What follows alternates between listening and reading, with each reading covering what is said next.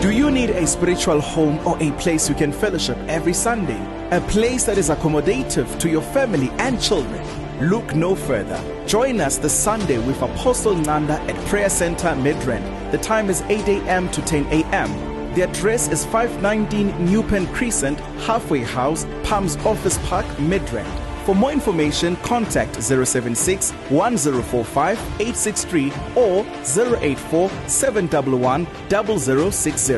Or visit us on Facebook, Instagram, and X at Pastor Nanda Ministries. Come and experience God's power in His Word as Christ is revealed. Siyabingelela igama lika Jesu Kristu waseNazaretha. Siyabingelela kakhulu bazalwane igama lika Jesu. Igama lami ke uSi wakadlamini. Namhlanje ke asikho studio siphumile. Sihambile sazafika sila eindaweni zaseSoweto la esihambe safika khona. Umyimzalo wethu la asibize khona. Sathi ayi okungcono it is very size straight la akhona khona ke ngoba sifike la kuye qathatha lapha kwakhe. So ke siyabonga kakhulu bazalwane igama lika Jesu. Before we even start the show singanibonga kakhulu. Let me just pray nje kule mzuzwana. Baba igama lika Jesu Kristu waseNazaretha, I pray as we are about to start, mighty Father, we pray, oh God, uNkulunkulu engcwele na kuyo le ngqondo njengoba sifikile la ekhaya. uNkulunkulu sicela ukubona umusa wakho ke uvela nangamandla ngegama lika Jesu Kristu waseNazaretha, amen. Sisomsebingelela ngibingelela futhi siyaphila kodwa siyaphila futhi njani? Siyaphila kakhulu. Uye wasibhalela usifonela ekusifoneleni kwakho walichaza udaba lakho ukuthi kwenzakalani. Mhlambe nje ngenxa yokuthi asike studio sizovele siqhuma isihlale nje straight odabeni esiluzele la ekhaya. Uye wakhala ngabantwana bakho ongasahlali nabo ukuba ukuthi bathathwa bayisa somewhere ngenxa yesimo kade ubhekane naso. Mhlambe nje ngoba kade ukhuluma nami, mhlawumbe ungakhandela umbukeli wethu lapha ekhaya isithombe sokuthi kwenzakaleni kuzofike la khona ungasakhona ukuthi ube nabantwana bakho. Yebo futhi ngizoqala ngibingelele nje egameni lomfelo wethu Jesu. Igama uthandekile Mavovana kodwa ngangishadele kwaSimesha, ngisebenzisa isibongo sakwaSimesha. Okay. Manje engakubeka nje ubalaleli ukuthi ngiye ngagula. Okay, ngiqale nje mhlambe before ngizogula. Okay. Ukuthi kube khona ama highlights ukuthi nokuhlashana komndeni and stuff ukuze kufinyelele lana. Okay. Ngiye ngathi sasiya emngcwabeni ekhaya. Okay. Ngase ngizophuma nje emshadweni saba ne-meeting nobhuti wami oyiphoyisa osekhaya. Okay. Kunendlu ubaba wamangishela yona. Okay. So yimini engionayo obhuti nje balandela ngemuva. And then ubhuti wangitshela ukuthi njengoba yena ediscover ukuthi unomndeni wakhe akasasizolo babo yedwa, so njengamanje ucabanga ukushintsha isibongo. Isibongo sakhe ukuze ingane zakhe zikhule zizazi ukuthi ziyobani zaba kuphi. Which was he was right 100% bengimiseka lapho. Okay. Uthe esaqeda ukukhuluma leyo nto leyo wasengitshela ukuthi bekungaba njani mangaba ngashintsha le yandlu ibize igama lakhe. Ngoba vele mina bengisemshadweni ngaleso sikhathi kusekhaya lana uyena ufuna ukwakha ama room lapha yana ngoba vele bese nomuzi wakhe. Just lapha ufuna ukwakha ama room afaka ama tenant.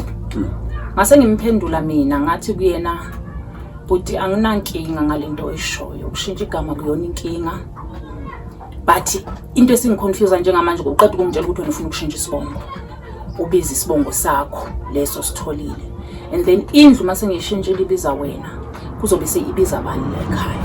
Kusho ukuthi ikhaya sobe singasenalo nabantwana bethu. Which is iyona nto yamphatha kabi ubhuti wami. I think zange iphinde futhi abe right kimi, zange sibe saba right. Ngakhuphuka ngeza la eGoli. Mangifika la eGoli ngafike ngahlukana nomyeni wami. Mangihlukana nomyeni wami umndeni wami wonke wangithuthelela. Maybe mhlawumbe ukuphazamisa nje nakuleyo ngxenye ungisenele mawukhathala lapho ke Mhlambe isizathu sokuhlukana kwakho nomyeni wakho ngiyathanda ukuthi umbukeli wethu lapha simuphe umqondo ophelele. Isizathu sokuhlukana kwami nomyeni wami wangithwala ngino-14. Ashada umuntu engamazi ngiqala ukumbona. Angikaze ngamthanda. Yebo ngizele naye ingane kodwa angikaze ngijabule emshadweni wami. Kwaze kwafinyelela lapho ukuthi bese siklasha ngempela ke manje bese ngisindiswe ngoba ngaye ngasindiswa. Kwasho ukuthi manje siyaklasha kakhulu kangangokuthi makumele ngiye esontweni kumele ngicele. Mangabe ngathandi angizuye esontweni. Makuthe kwenzeka wavuma ukuthi ngiye esontweni abazalwane zofike ngibabikele ngicela imikhuleko bazongiphelezela makuphuma isonto bangibeka endlini bamemeze basho ukuthi baba uSmash nangu umama sebuyile esontweni bezama ukuthi babonise ukuthi ngempela bengiye esontweni. So kuye kwatholakala ukuthi udaba lothu vele luya escalator ngalendlela ukuthi is getting out of control. Ngagcina ngibona ukuthi no kusho ukuthi kahle mina naye asinayo ifuture. Ngcono ngiphume kulomshado ngoba angikho happy angijabulanga umndeni wami uyangiphoqa ukuthi ngihlale kuwo ngoba babengifose kwasekuqaleni ukuthi ngihlale ngoba ngangifuna ukubaleka bathi no nathi saga na kanjalo uzojwayela kodwa mina azange ngikuthole injabulo nokujwayela nako konke nje lokho babechaza. Yeah. Alright. Sengadlula lapho. Yeah. Alright. So ngakhuphuka ke ngeza la eGoli. Mangifika la eGoli ke ngashiya umyeni wami. After ngishila umyeni wami umndeni wami wangithuthelela because of they did not understand isimo ngangibhekene naso. Ngadecide ukuthi hayi mangingiqhele kubo ngiziphilele impilo yami. Ekuyiphileleni kwami impilo yami ke ngiye ngazala ingane lapho ngikhona. Ngoba le ingane sikhuluma ngazo namhlanje akuzona izakhe. Ngazala lezo ingane lezo. Kuthe ngo-2022 I think it was around April. Okay. Ngahlupheka ngalendlela eyisimanga ukuthi ngangiminze ikweledini ngingasakhona ukubhadala irent bengihlale eUvele ngaleso sikhathi. Bengihlale bese ngihlale emgwaqeni nezingane sengiyiphara. Ngaya epolice station ngafike ngayocela kumaphoyisa ukuthi ngicela bangitholise ishelter lapho ngizokhona ukuthi ngithole indawo ngihlale nezingane ngibe safe. Ngoba amaphoyisa asebenzisana nama-social worker. Then kwatholakala ukuthi amaphoyisa nama-social worker bayazama ukuyithola bafonela ama-shelters abasebenzisana nawo. Kwatholakala ukuthi agcwele. Babuza ukuthi kanti ayikho yini imember yomndeni esingayithinta kulesimo ngoba kusebusika awukwazi ukuhlala nengane phandle. Ngase ngibanikeza amanamba kabhuti wami as next of kin yami vele. Mabemfonela ubhuti wami wathi ngenxa yokuthi uyadrive ngaleso sikhathi angeke akwazi ukukhuluma nabo but yena uzongithinta ntambama ngoba azange ngimtshele ukuthi kunodaba olunjengalolo. Ntambama ngempela wangifonela ubhuti wami. Maye ngifonela ubhuti uthi kumina dadewethu ngiyayizwa lento le abangitshela yona amaphoyisa. Kodwa mina into engifuna ukukhuluma nawe ngayo kumalungana nokuthi lezo ingane lezo kukhulunywa ngazo ngicela ukuthi uyisele kuyise. Mina ngeke ngikwazi ukuthi nginakekele wena phinde nginakekele lezo ingane lezo. Okay. Wathi kumina ngicela ukuthi uma usuzihambisile ungitshele. I don't mind ukufakela imali yokugibela nakusasa wena ngeke uzungihlule wena ngoba uwakithi wena. But le ingane engingazazi izona ezizongixaka angifuni into ezongixaka la endlini. Wasethi kumina futhi enye into engifuna sikhulume ngayo ile ndaba yomuzi. Kunemali engayibhadala kuloya muzi ayingango 11,000 yacishe yadliwa umasipala. So ubaba nje kube seshonile ngicela ukuthi sikhulume ngayo ukuthi sizobhadalana kanjani. 2 into kumele uyazi ukuthi noma uyabuya uzala ekhaya mina ngeke ngikhona ukunakekela ngoba ngibhizi nezinto zami nonkosikazi wami silungisa into zomshado umakoti becishe wamdivorce inkinga zabo. I had to choose abantwana bami than ukuthi ngihambise izingane bese ngihamba ngiyohlala ekhaya mina. Washo ukuthi istress sasingaphezulu kwamandla ami azange kuphele amaviki amangaki ngashaywa istroke. Ngishaywa istroke ngisemgwaqweni ngigciniwe. Ngase ngigciniwe nje somewhere endaweni ecishise ibe sasonto. But kungenamuntu ozongisiza lapho ngoba bebengahlali lapho abazalwane bakhona, but babesiza nje amaphara nje okuyindawo nje indala nje kuhlala amaphara just ukuthi ngithole ishelter. Ngacela abantu ababeseduza kwami ngaleso sikhathi ukuthi ngicela bangithwalele izingane ngoba ngangigoqekile vele ngangasakhona ukwenza lutho, ngangasakhona ukuhamba, ngangikhona ukugaqa ngamadolo but ngangasakhona ukubamba lutho, ngangikhona even ukuyidlisa, ukushintsha ingane ipampers ngoba khona ingane yesafaka amapampers ngaleso sikhathi. Ngabacela ukuthi ngicela bangithwalele lezi ingane police station siyocela usizo khona. Ngcono zilale police station ngoba kwakuntambama izingane than ukuthi ngishiye lapha endlini kungenamuntu ongisizayo. Ngempela ke bangithwalisa labantu bafike bazibopha ingane police station. Ngasho ukuthi ngitshela amaphoyisa ukuthi ngiyalandela emuva, ngalandela emuva ngempela ngafika. Mangifika lapha ngafika police station singasokhona kwenza lutho. Ngafike nje ngalala, yiwona amaphoyisa abiza iambulance for me. Ingane zalala police station that night. And then mina nga esibhedlela ngithe mangibuya esibhedlela ngathola ukuthi ingane sezanjiswa kuma social worker. Ama social worker afika lapho ngangikhona bathola ukuthi isimo sami nesimo sala ngihlala khona asikho right. Bakhuluma nami bathi bacela ukungisiza ukuze ngikwazi ukurecover kwisimo engibhekene naso. Abangithathela abantwana kodwa nje bazosayina icontract ye2 years ukuthi ngikwazi ukuba nami ngibuyele esimeni, then emveni kwalokho ngizothatha ingane. Ngavuma ngempela saye court kwenzeka lokho. Baba place home almost cishe unyaka. Kanti ubhuti wami lo iphoyisa ubhizi baye bamfonela bamtshela ukuthi ngiyagula but yena zange asangifonela azi ukuthi ngikuphi kwenzakalani. Uye wadika ifamily yami engizalwa nayo kubaba. Kanti labo bantu labo kade bengifuna kodwa bebengasho. Wathola ke udadewethu usekhulile, udadewethu yathi una 71 years kulonyaka. Wathola udadewethu abanye bathi ngeke sikhone thina ukumsiza, ngesikhona ukuthatha ingane, yena wathi yena uzokhona ukuthatha ingane, uzoyithatha ingane. Alright. Ama-social worker ngitshela ukuthi yazi sithole udadewenu okanje namanje uyamazi. Ngathi mina yebo ngiyamazi. Ngathi kodwa ingane zami angifuni ziye lapho. Kungcono ingane zami bazi around Joburg because ngiyakhona ukuzibona anytime. But ayikho into esizoyenza because isimo sakho asikho right. Mazihlala la ingane angeke zikwazi ukuhlala isikhathi eside kwi-placement ye-shelter. Kumele zithole lapha ikhaya, kunekhaya elifudumele khona. Mangaba kunemember yomndeni esiyitholayo kumele siyinikeze before sinikeza i-strangers ingane. Ngayilwa leyo mpi ngithi angifuni ingane zami zihambe. Wakhuphuka udadewethu ngo-2023 ngoMarch nge-17 sasizoye court. Ama-social worker ngitshela ngalelo langa ukuthi udadewethu usebhasini. Hawu usebhasini kanjani bathi uzothatha ingane? Kanjani ngoba ngithengile ingane ngifuna zihambe ene kuza kanjani ukuthi nizongitshela manje ngelast minute? But ayisisa usinike choice because isimo sakho vele yiso esingavumi ukuthi ingane zibekwe. I've tried ukuthi ngilwe ukuthi ingane zami zingahambi. Banginikeza igumbi mina nosisi wami basinikeza iroom ukuthi sikhulume njengama sisters because besekuneminyaka sagcinana. Masikhuluma nosisi ngiyamtshela usisi ukuthi sisi ngicela utshela ama-social worker ukuthi mina ngithi uma wengane angifuni ingane zami zihambe. Ngiyacela sisi angifuni ingane zami zibe kude nami ngoba ngifuna ukuthi ngizibone anytime mangifuna ukuzibona. Udadewethu wathi mina kahle it's not about ingane. Mina ngithunyiwe njengoba ngila. Sihlalile siwumndeni.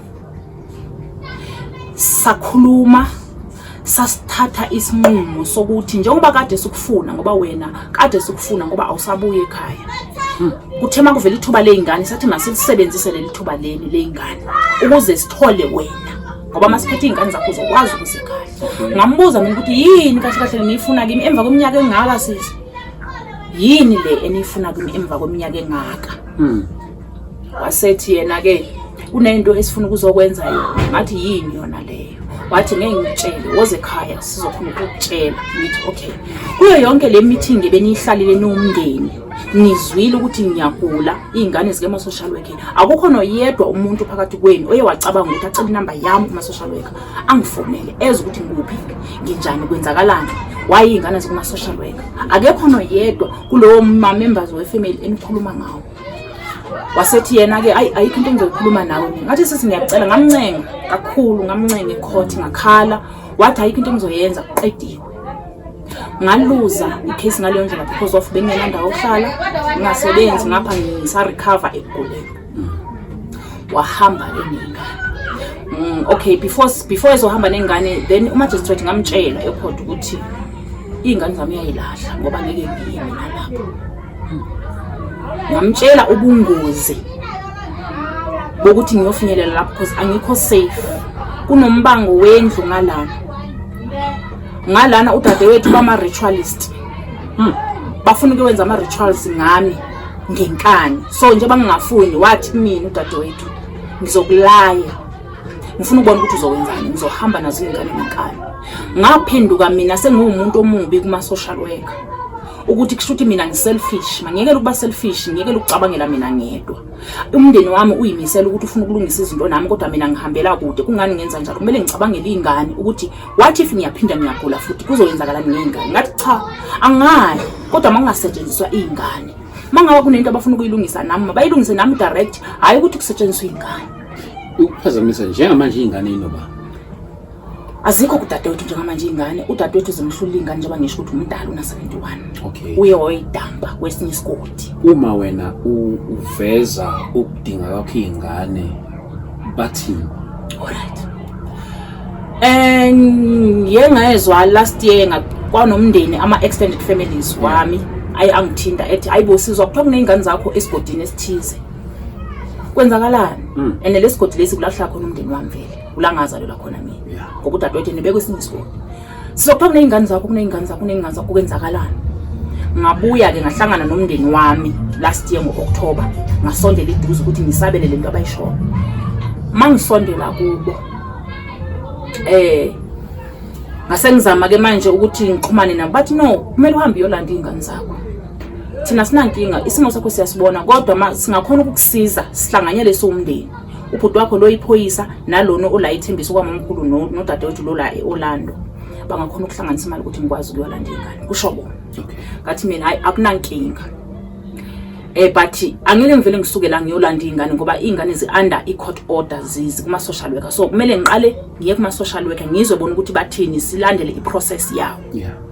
Basho ukuthi abayi-understand leyo nto but they tried ukuthi bayi-understand. Ngaqhubeka ne-process yakhona-ke njengoba ngiqalile i-process yakhona okay ngeke ngabatshela ngo-December ukuthi sengiyitholile indawo.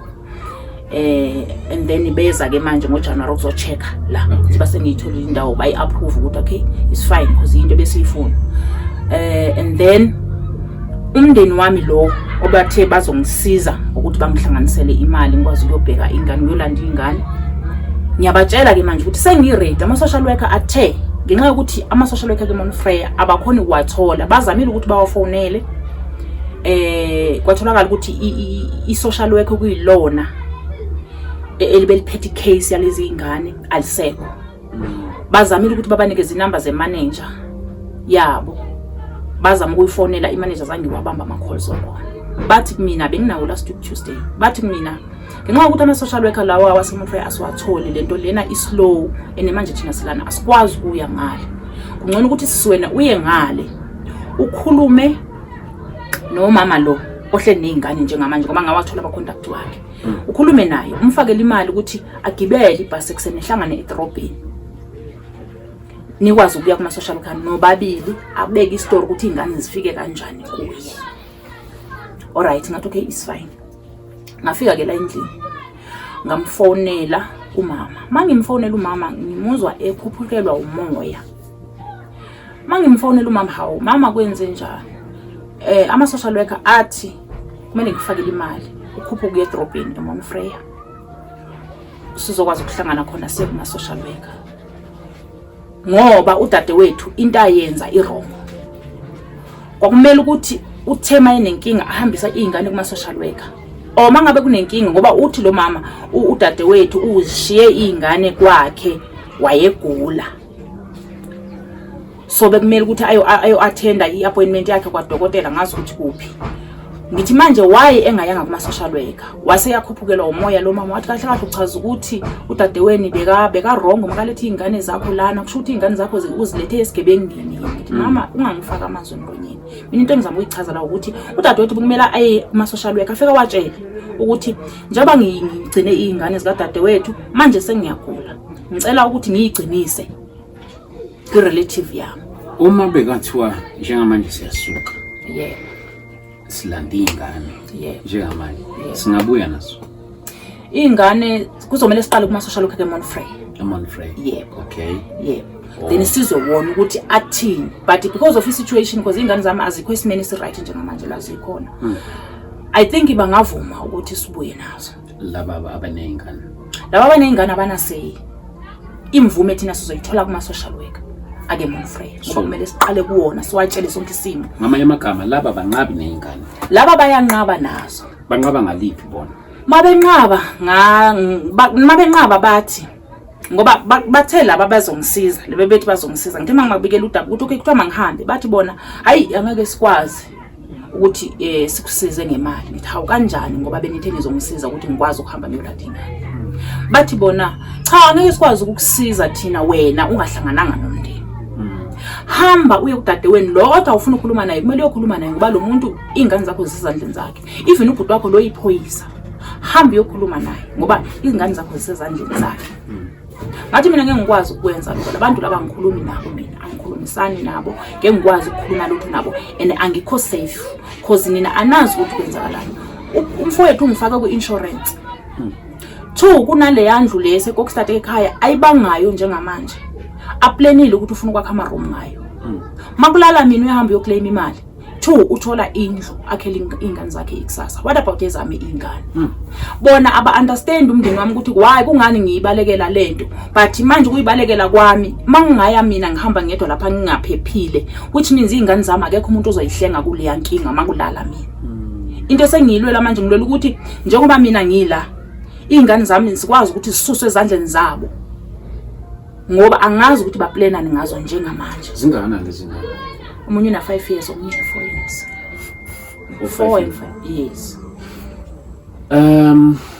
mhlambe laba othi izingane zihlele kubona vele bona banasay wena masuxhumene nama social worker ngale bona bangakwazi ukubathatha izingane bazokunikeza into ebengifuna ukuyichecka mina ukuthi akukhonakali ukuthi wena ubatshele bakunikeza izingane then bese reportela ama social worker ukuthi izingane uyilandile cha akukhonakali ngibuzile kuma social worker lawa ala bathi it's not allowed mangenza kanjalo ngingaboshwa kwamina ngoba kune court order yonke into kumele ihambe ngeprocess angina power yokufika einganeni zami kumele kube ama social worker asukayo eMonfrey ayolanda izingane lapha abese yayinika mina but uyakhona ukuxhumana nazo izingane ke wena ingane ngiyakhona ukuxhumana nazo but ukuxhumana kwakhona akukho kuhle ngoba bona bafuna ngiyofika lapha bafuna mina labantu laba abahleli nezingane bathi bafuna mina mangizofika manje mina ngifuna ukuyofika lapha ngoba angikho safe wena ukhona ukuyofika angikhona ukuyofika kubo ngoba angiphephile njengoba bethi bakhuluma bahlala beumndeni baqeda angazi ukuthi awapha ama rituals abafuna ukuyenza ngempilo yami bazokwenza kanjani vele ngempilo yami mina bebezwe ngithini kungani kumele kube nama rituals abafuna ukwenza ngoba udadewethu wangitshela wathi yena njengoba mina ngala ukuhamba le whatever le bebezoyenza kimi bazoyenza ingane zami obvious kusho ukuthi khona into sebeyenzile vele sebeqalile ngicela ukukhuluma nengane ngikhulume nazo kuye lenyanga le edlule but bengikhuluma nazo through umakoti kalo mama lo ohleli nengane manje bengikhuluma nazo ku WhatsApp bengakhuluma nazo efoni ngokwe phone call bengikhuluma nazo ku WhatsApp ama voice note mathwa like into ifisayo njengamanje nje kuso lesisimo ngiyazi ukuthi kakhulu ufisa ingane zakho zibuye uzohlala lazo engikholwa ukuthi lokho kuyiprocess mhlawumbe kukhona yini okunye okufisayo ufisa sengathi mhlawumbe kungenzeka ngakhona ukuze impilo yakhe ibuyele back to normal ngendlela ofisa ukuthi ibe ngakhona yebo nginesifiso futhi ngoba ngizama ukuqala impilo njengoba ngibona angisebenzi kodwa ngumuntu ozisebenzayo ngumuntu nje one ambition yokusebenza ngumuntu othanda ama business and stuff so kune product engiyidayisayo ngiwumuntu ofisa nokuthi ngiqale ibusiness lokupheka but amandla anginawo and anginawo amandla wesitoko lesi salento lensiphi engiyidayisayo ngidayisa insipho Isicelo sami engasicela nje eSouth Africa nakubabukeli ngicela usizo ukuthi ngikwazi ukulanda iy'ngane zami bangisize nge-startup capital se-business ukuthi ngikwazi uqala ibhizinisi ngoba ngicabanga ukuthi ngiqale ngivule ikhishi la ngemuva nje bakubhizi vele lana mina gesi abantu abaningi vele amadoda abapheki ngikwazi ukudayisa ukudla ngazi ukuthi iy'ngane zami zila nami ngiyapheka khona lana izikolo zila eduze yonke into ibe seduze ikwazi ukuthi impilo yami ibuyele esimeni. Nemithandazo ngiyidinga kakhulu ngoba ngibhukhe i-appointment nawo umama Matekwane. Bathe ngibafonele namhlanje bangitshela ukuthi ngambona nini because le ndaba i-deep spiritually i-deep kakhulu spiritually abantu benyama ngeke baze bayi-understand. Kuningi okwenzakalayo endila nakho oku-spiritual engidinga umuntu okhulekayo onjengomama Matekwane ukuthi angangisiza sibambisane size siyinqobe lempi ngoba it's more than le situation esibhekene nayo.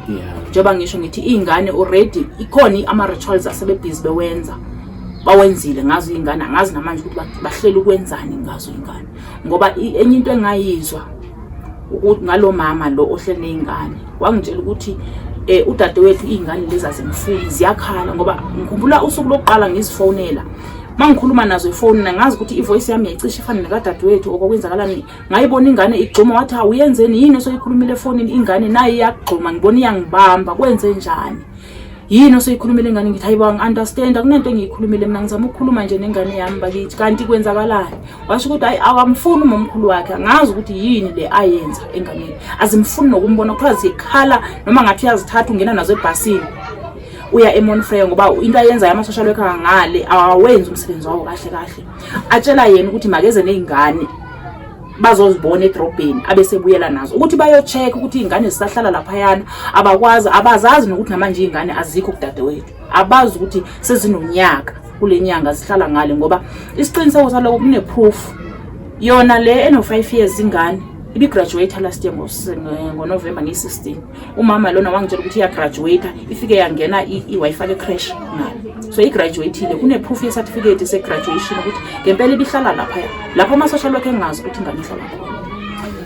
Singakhona bafuna just nje check ingane ukuthi zinjani ziyaphila ukunikeza abantu isithombe bethu lapha emakhaya since nawo uthi nje sekudala ukuthi ukhulume nathi emavikini just to check and decision ukubona ukuthi injani inhlala kahle yabo okanye ukuhlala kwabo ney'ngane khona ngale.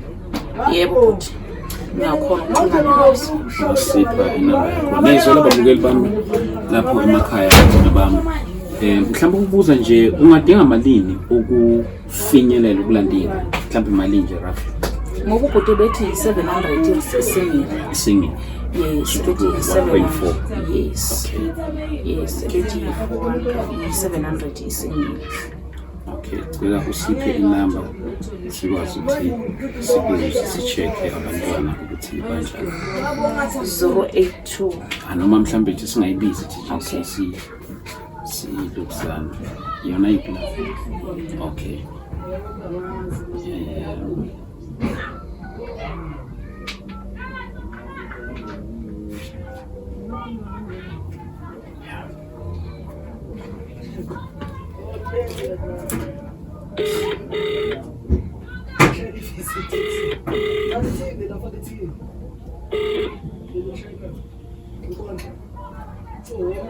Hello. Yebo njani? Sikhona nathi uxolo nje mama ukuphazamisa ukhuluma no-ST Dlamini lapha kwi-ST Media. Ukhuluma no-ST Dlamini mama lapha kwi-ST Media. Ukwazi ngoba igama? Thandekile. Yes mama, sihleli noThandekile lapha la kwi-show yethu ubekade nje usixoxela ngodaba lwakhe ngempilo yakhe nje thenini izinto adlule kuzona esasithi hayi no since ngoba sesinaye kungakuhle nathi ukuthi ngesifone nje just ukubuza ekuthenini ukuthi abantwana mama banjani ngapho-ke ngoba ngiyazi ukuthi kukho konke uyazi ukuthi uhlelele ekutheni ukuthi abantwana bagcine bakwazi ukuthi babuyile bezohlala naye kanye naye lapha eGoli.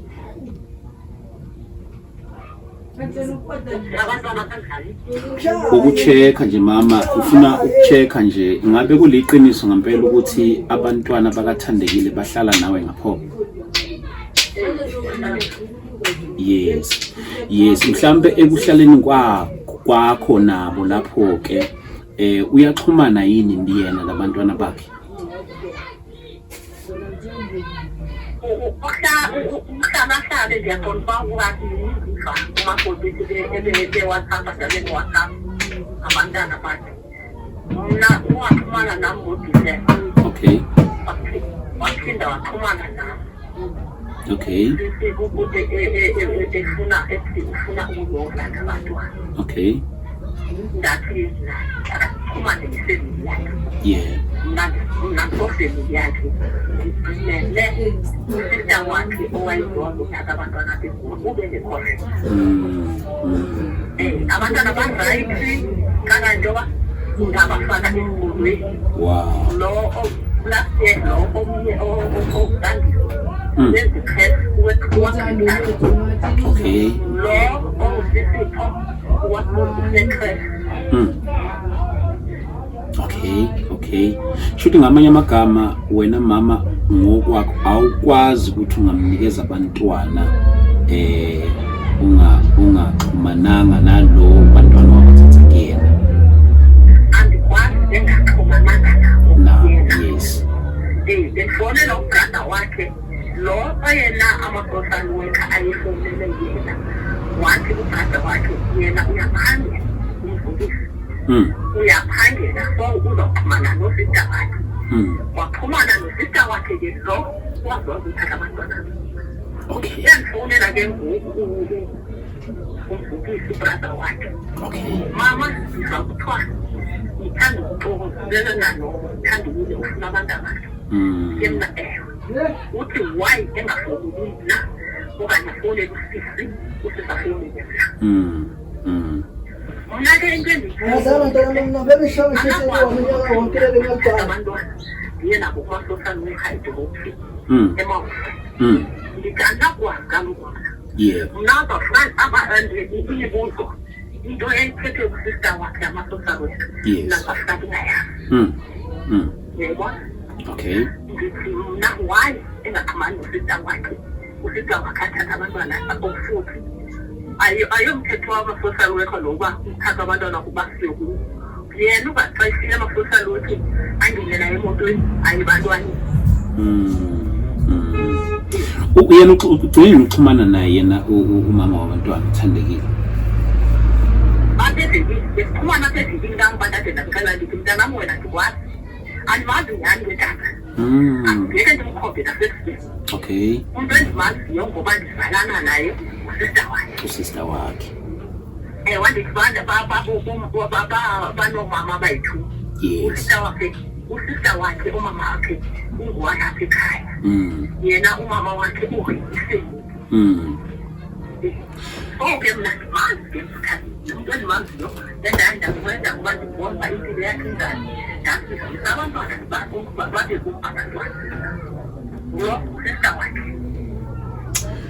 Salukazi sami siyabonga kakhulu, angazi noma sisi wami ngoba nginaye la uThandekile mama, angazi noma mhlawumbe sisi wami khona ubungafisa ukusho kuyena umama. Hayi akakhombe ngayithetha uThandekile ngoba mna sendizona. Yeba tata mna ndiyabathanda abantwana. Umthetho lo wami mna ndihlenza umuntu okhulisa abantwana ndazala futhi ndabantwana bayi-7 nabazukulwana bayi-16. Akungabana ndiyena abantwana bakaThandekile ngathi uqala ubona abantwana. Ndiyabathanda indalo yami abantwana. Andifuni umntwana ohlelelekileyo. Ngababona nokuba lehlele nepahla ezindibeni ndathi impahla zigcwele ayilandile.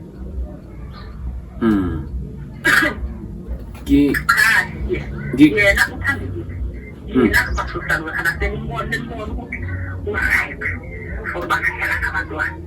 Ngoba ndiyabuza ke kubrada wakhe ukuthi aba bese-social media sebathathela abantu uthi hayi abangabathathi ngoba ubrother wakhe uthi wayethengela akanathatha abanye ama-social media ahlale nabo sizombona ukuthi akwazi ukuhlala nabantwana. Okay. Ngikholwa ukuthi mhlawumbe mama kuseyinhlelweni zokuthi mhlambe akwazi naye ukwenza ngendlela e-right ukuthi abantwana mhlambe agcine ebalandile. Angithi kulokho mama awuzukuba nayo inkinga uma enza ngalo uhlelo lama-social worker ukuthi abalanda abantwana. Hayi mina ngidandile tata. Anginayo wandile usiba yena uhambe ngohlelo lu-right wadibana nezizalwane zakhe. Ezanenedazane yama-social worker bakhululela abantu abathi noba ngozi bakhulisile tata lokho umuntu wasefani phambili ngoba ndithi ngokukekhaya noba yena bebathatha tata angabona ukuthi akababethe ngiyalela bavube kodwa babebathatha be-right into engingaphuliseleyo tata kumele sihambe sihamba wathela ama-social worker ngabantwana bahlala pho kwakho ngekho mthethweni. Ndiyabuza ngoba nje babelapha kwamnje bayezigebengu ofokani bangithethile. Ulo mntana uyafotela abantwana bakhe umuntu bathile bahle uyafotela undibonga kanjani ngibonga njalo tata. Ngoba lokugqibela kwamthetha naye yathi kuyo uyabona umntana ngoba ndikwazi ngokwazi okwesibili andifuna ukuxoxa ndandinceda ngomzala ndandinceda usista wakho ndandangeziwela so vele bathathe abantwana ndibaphilise kausista wakho ngoba ndiyabavakasisa ndiye nabo phaa usista wakhe nasendiphuma bathisile ndiye nawo ndiye nawo. No mama siyabonga kakhulu. Ngithemba ukuthi iy'nhlelo eyi-right nangokomthetho mhlambe zizolokhu ziqhubeka. Bekuyilokho nje just ukuthi sithole isiqiniseko sokuthi abantwana bayaphila ba-right. Baphila bafunda abantwana ubeqrep omnye kwakhindi. Okay. Ikade ndakhona ngokuye kuma-social worker ndandisinawo ngaphandle ndathi uma umkhuhlane yafika ndodwa ngabantwana ngifika ngiye kubo esikolweni esikolweni ukusebenzisa esikolweni umuntu omdala ugrade arikwani kwanapha esikolweni wanapha kwambokuthutha. Okay. Wona tata uthandekile akadibani nezizalwane zakhe njengamncane noma engathi ubalekela kude usisi wakho usondela kusisi wakho ngoba ikhandi labantwana khona usisi wakho angiyithemba. Entaba long process ngoba lebalingela kudela lokhu kwanokufuna usisi wakhe aqine then iphaseyebo ngoba lo process leyo ibizenzela nedibano usisi wakhe kwangokweselako isazama ukukhapha azame akukuhlisa nakubathatha abantwana mawuphathela abantwana noba imele ukithilithilina funeka uzithoba uzehlisa ngizazobabonela abantwana noba nizazobabonela abantwana ndicela uba umsekuthatha yebo ukwenza into ukhali ibuyele nakubo. Mama siyabonga kakhulu ngesikhathi sakho. Mama makhona okunye nje mhlambe esoke sifisa ukuchecka nawo abantwana mama ungadinwa yithi nangelinye ilanga masikufonela. Nangxaki matata nangxaki ngoba ndise nabantwana abantwana zange bazise emhlabeni baziba bothambile ogqiba abantwana angabaholi. Siyabonga kakhulu mama, siyabonga kakhulu mama, uNkulunkulu akugcinele.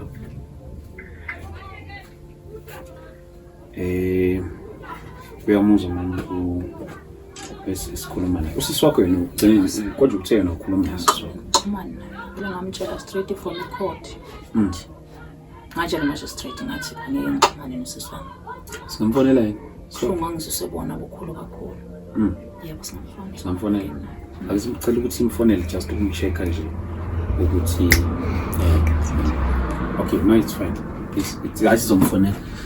Isingizwe. Angastop. Stop. ngicela usiphi inamba yakhe lapha.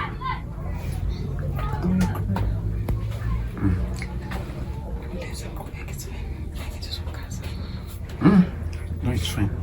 Mahlala ngizobambeka.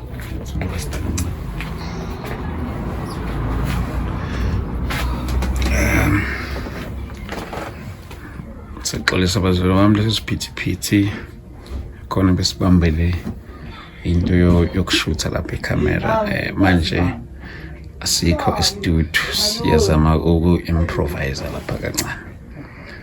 Yeah.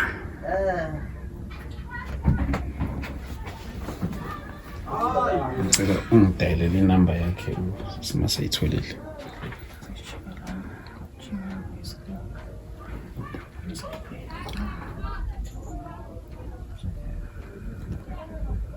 Sizoyikhipha le part. Nayi inamba yakhe. Okay. No, ungayibhizi. No, ithathe.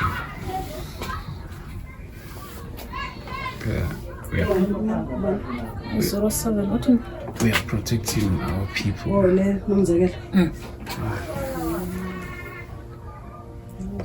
So.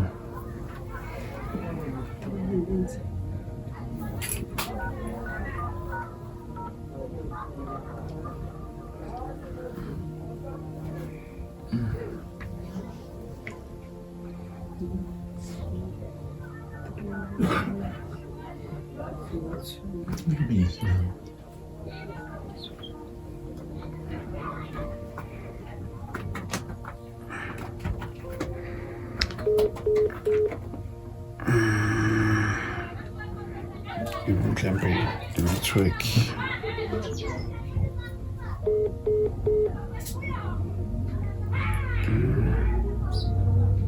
Ungibonisa yini?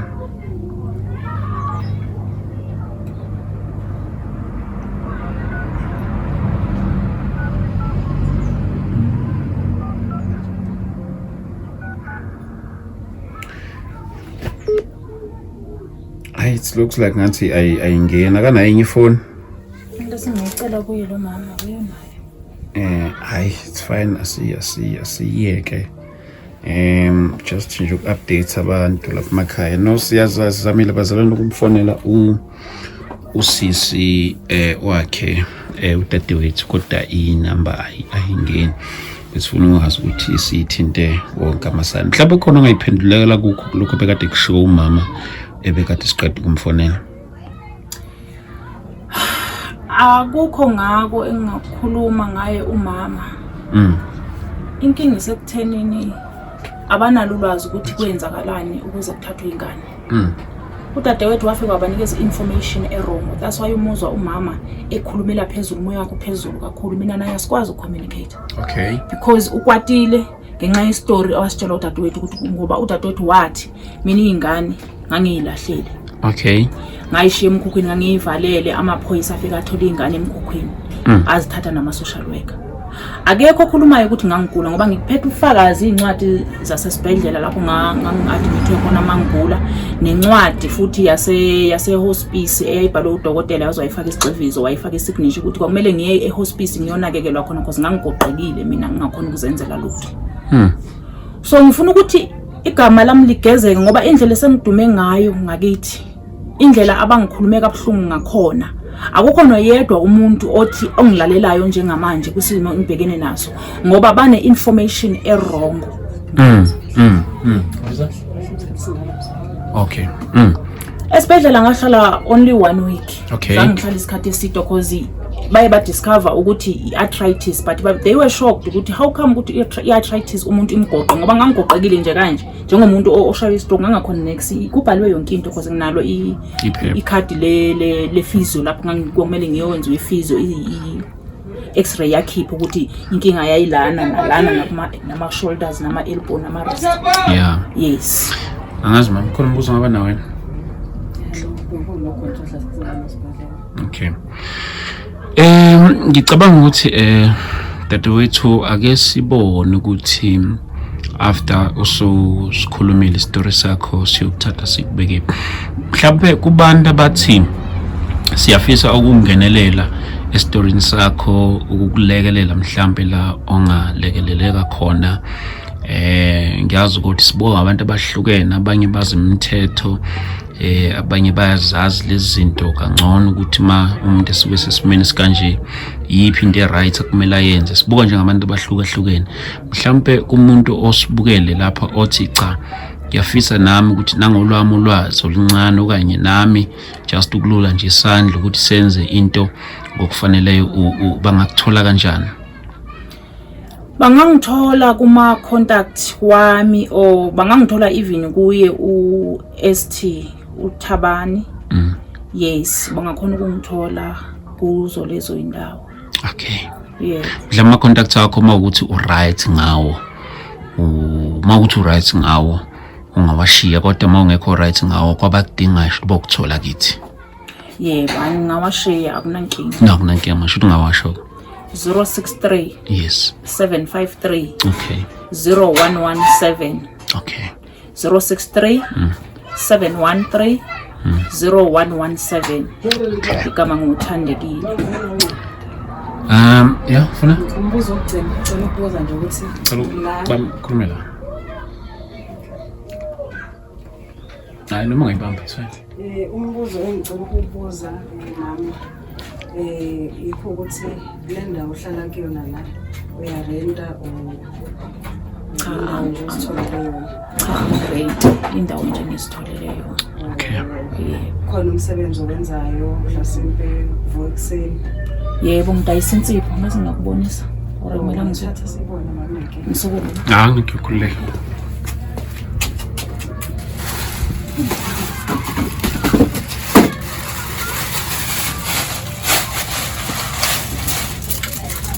Nayi i-product engiyidayisayo, ngiyidayisa emahostela eAlexander, eDube, eJabulani. Iyona bengifisa ukuyi-extend ukuthi ngidayise nokunye ngingadepend kuyona kuphela. Ngoba iyangihambisa kakhulu njengoba manje sengizoba nezingane, bengifuna nje ukuthi ngivule ikhishi ukuthi amandla anginawo, ngikwazi ukuthi ngivele ngitheke ngibe seduze nezingane. Yebo. Insipho yokugeza eyokuwasha imalini. Eyokugeza isiza induna, imbandama, ilonda, ukulunywa emzimbeni. Yebo. Imalini manje u50 rand mayinje, uhalf kuba u25 rand ngiyayinqamula. Sikufisela inhlanhla engathi nobukayo la ofuna insipho ngoba inamba zakho soyishiyile amakhona ukuthi ayithenge. Ngiyabonga kakhulu sisi. Thank you so much. Ngiyabonga. Bazalwane siyabonga lapha emakhaya, uNkulunkulu anibusise ke senizwile istory. Mina nani ngicela sihlangane lapha e-comment section sizwe nangani ukuthi mhlambe kuphi kunye nekubonayo singakhona ukuthi kusizakale kulolo nalolu daba. Mhlawumbe amazwi akho okugcina siswami sovalelisa, mhlawumbe ungathini? Ngingathanda ukubonga leli thuba engilitholile. Kade ngilidinga, ngikhala yonke leminyaka ngidinga usizo ngingalithola. Yeah. Kungekho umuntu osabelayo emndenini, umndeni wami ungilahlele izandla. Nginethemba lokuthi eSouth Africa bakhona abazothinteka kulesi simo, bangisize nami ngibe umama einganeni zami, ngoba akekho umzali ongafisi ukuthi ingane zakhe zibe seduze kwakhe. Mhlazana ngithola ingane zami ngisho ngikwazi ukulala nokuthongo. Ngiyabonga. Sibonga kakhulu siswami, uNkulunkulu ke akugcine ke asibusisele wena lapho ekhaya. Amen. Do you need a spiritual home or a place you can fellowship every Sunday? A place that is accommodative to your family and children? Look no further. Join us this Sunday with Apostle Nanda at Prayer Center Midrand. The time is 8 a.m. to 10 a.m. The address is 519 New Pen Crescent, Halfway House, Palms Office Park, Midrand. For more information, contact 076 1045 863 or 084 711 0060. Or visit us on Facebook, Instagram, and X at Pastor Nanda Ministries. Come and experience God's power in His Word as Christ is revealed.